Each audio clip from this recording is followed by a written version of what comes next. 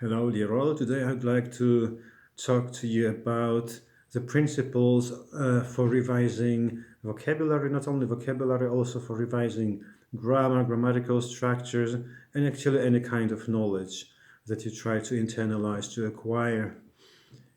So when you come across a new word, it is very good to repeat the word within a few minutes. Within a few minutes. Okay. So if, for example, you have just seen a new word or idiom, maybe it's a complex word, then it's good to come back to the word just to inspect this. Okay, I remember this form, I remember this meaning, and then go back to the same word within 24 hours. Why within 24 hours? Because research has shown very clearly that on average, 80%, this is big as much as 80% of new knowledge kind of evaporates from the brain within 24 hours. Of course, sometimes it's less, sometimes it's more, depending on the associative strength the new piece of knowledge has with the new component or the new lexical item or grammatical structure. So this is about vocabulary.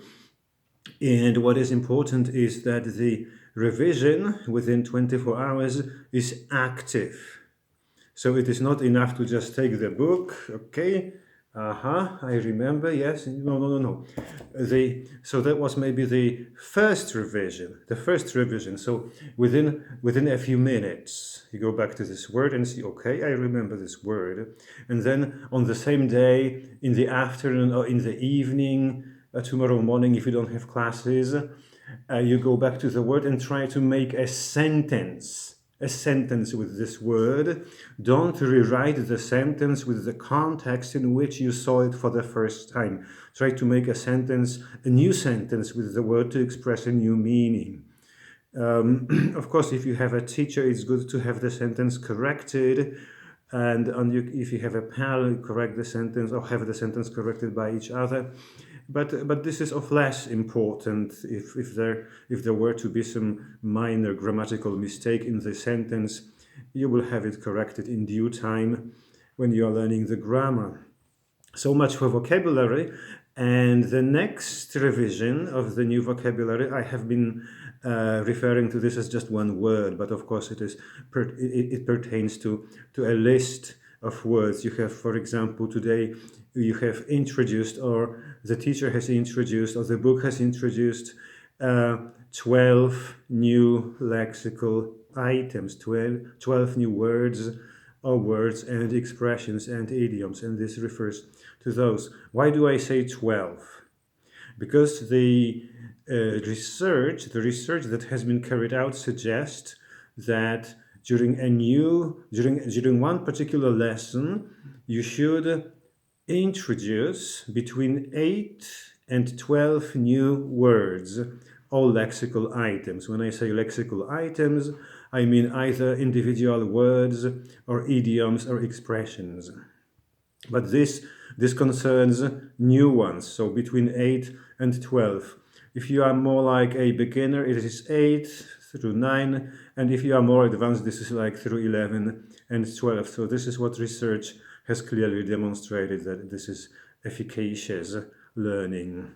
Okay, and sometimes you can see that vocabulary is organized topically, right? So according to topic, according to particular themes, and you see that there are 30 words, right? The point is that some of the words will already be known, will already be familiar. You will be familiar with some of the words, and some of them will be new. So if the number of the new ones is between 8 and 12, and they get integrated in your memory with those words from the field, from the topic, the subject, that you already do know. It's very useful to create associations between new vocabulary items and old vocabulary items. And so I have told you about the inspecting of a new word within a few minutes, and then create a sentence, a new sentence with the word on the same day or the next morning, but not later than one day. Okay, because if it is like 2 days after or 3 days after, then you will have smaller, weaker memory of the particular word or expression or grammatical structure, right? When you are learning a grammatical structure, of course, revise the grammatical structure on the same day and try to make a few new sentences using the particular tense or conditional structure or passive voice or comparison or whatever it happens to be. Okay, and when you create such sentences, it's very good to have them corrected by your partner or your pal or your teacher, the best you can do if you have an access to a teacher, of course, or somebody who's more proficient in the language. The next revision of the new vocabulary or any kind of content takes place within 1 week, like 4 days later, 5 days later, and you try to make another sentence with these vocabulary items, these 8 and 10 or 12, right? Another. Now you can ask me this, okay, what if I had 10 items introduced on Monday, then another 10 on Tuesday, another 10 on Wednesday? And my answer is nothing changes. So those that you had introduced on Monday, practice them again on Monday and on Tuesday, and then a few days later. And those that you had introduced on Tuesday, practice them again on Tuesday, on Wednesday, and a few days later, and so on and so forth. So nothing changes. It's actually very good to have a notebook with new vocabulary items, and you can build for yourselves kind of what was this word? I don't remember now. So that you can have a special program. You can have a special program, okay, for revising. And you can organize your vocabulary revisions according to your calendar. So now I have mentioned 4 revisions of the new vocabulary or grammatical structures. What's next? It is very, very important. Try to use the vocabulary items as much as possible. So if the teacher gives you a written assignment to do, squeeze into it as many of those words and phrases and grammatical structures learned recently as possible. This will help you use them. Why is it so important? And also those sentences which you create in new contexts, new sentences to express new meanings. Because when you do that, the new vocabulary item kind of integrates with your cognitive structure inside your head. So it gets kind of glued onto the cognitive structure. And if you just go on and revise the same list over and over again, just open your book, okay, I remember, then there is little integration of new material with your cognitive structure. So this is very important. You use imagery, right? You use some new sentences in order to associate the new vocabulary with what you already know about the world. Very important, very important. And why else different contexts each time you use the word? Because then this word will have associations with different contexts. And when you are speaking, you will recall the word more immediately, with more facility. So it will be easier to recall them. Your speech will become more fluent. And so try to use them as much as you can. Before you sit down to study and to learn new vocabulary items, never start learning new things unless you have already today practiced, revised what you learned yesterday and 3 or 4 days ago. It's very important. Like Paul Nation says in his book, Learning Vocabulary in Another Language, the old is more important than the new. Spend more time practicing and revising in new context again. Revising what you have learned recently, very important, what you have learned recently, than spend time on the new items that you want to learn. I'm not saying don't learn new items, but first revise yesterday, revise this week's new material. This is very important. And this goes like a spiral recycling. So the first gap in time between the first encounter with the word and the first revision is like a few minutes, very small, very short span of time, very short period of time. And the second one is longer, a few hours, right? So like spiral it goes, and the next one is a few days. So the spiral goes on, keeps unfolding, uncurling, if you like, and longer and longer.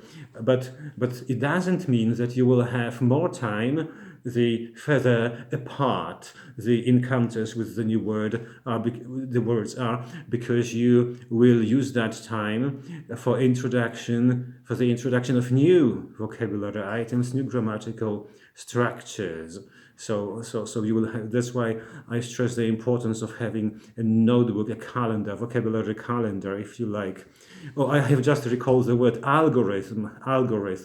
So that was the word I was trying to recall when telling you about the organization of your repetitions.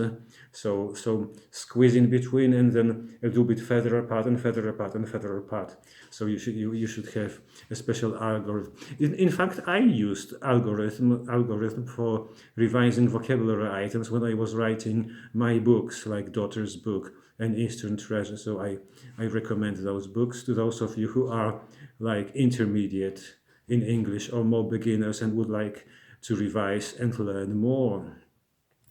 And to end this video, I would like to say a few words, like I promised, about content subjects, such as history, or indeed physics, any science, or any other kind of knowledge, or linguistics for that matter, right?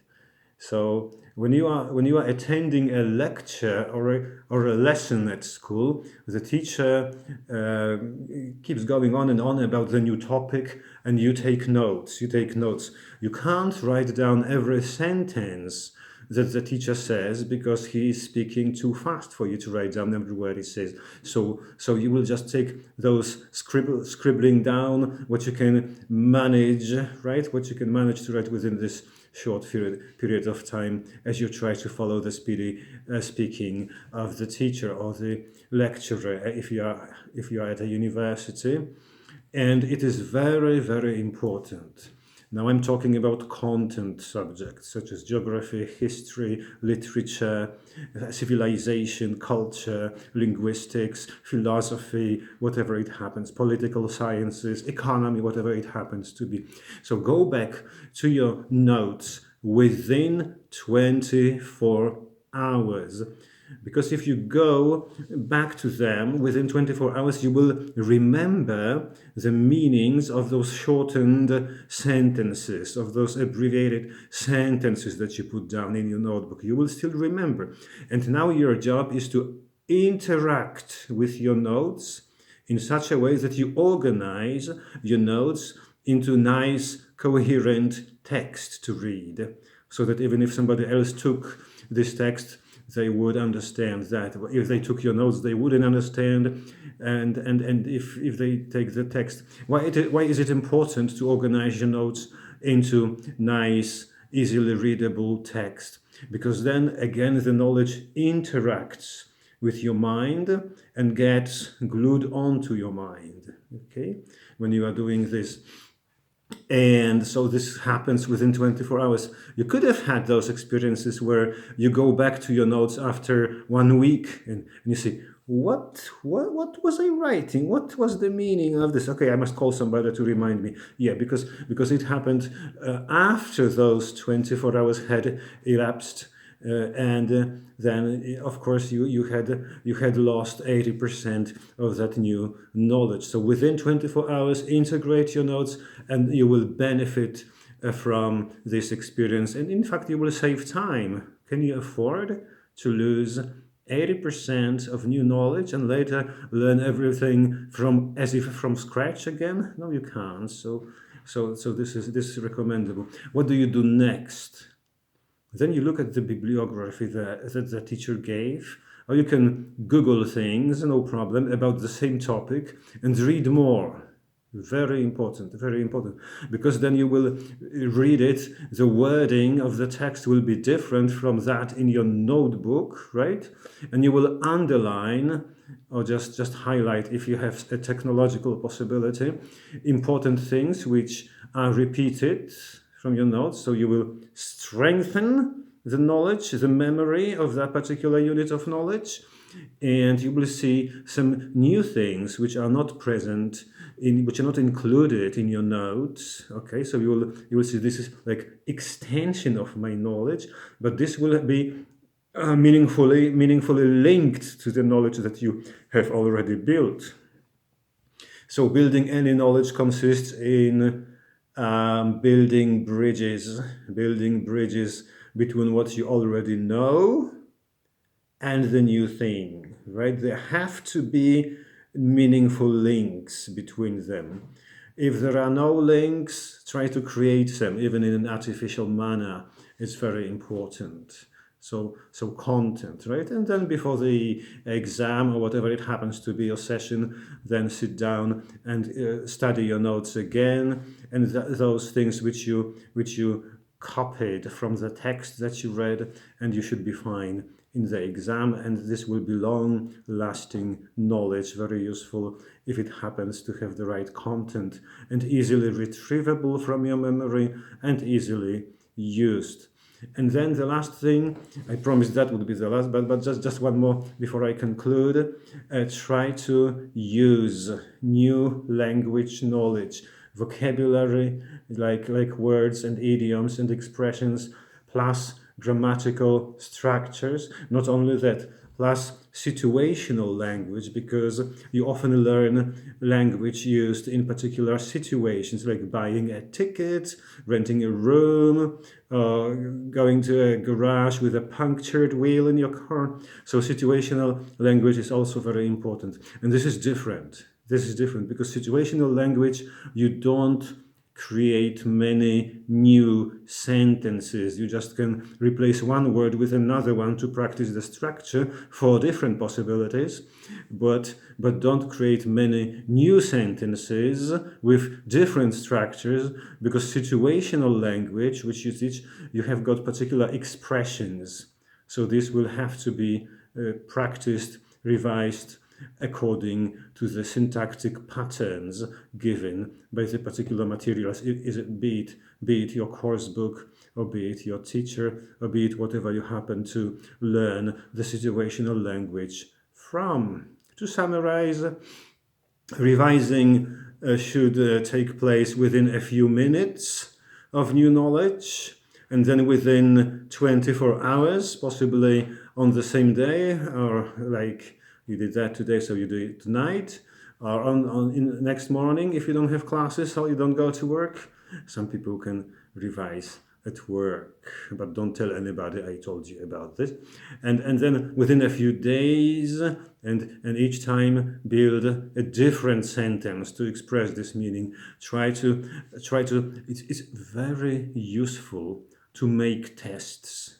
If you've got friends or learning partners, make tests like ABCD tests or whatever, and then test each other.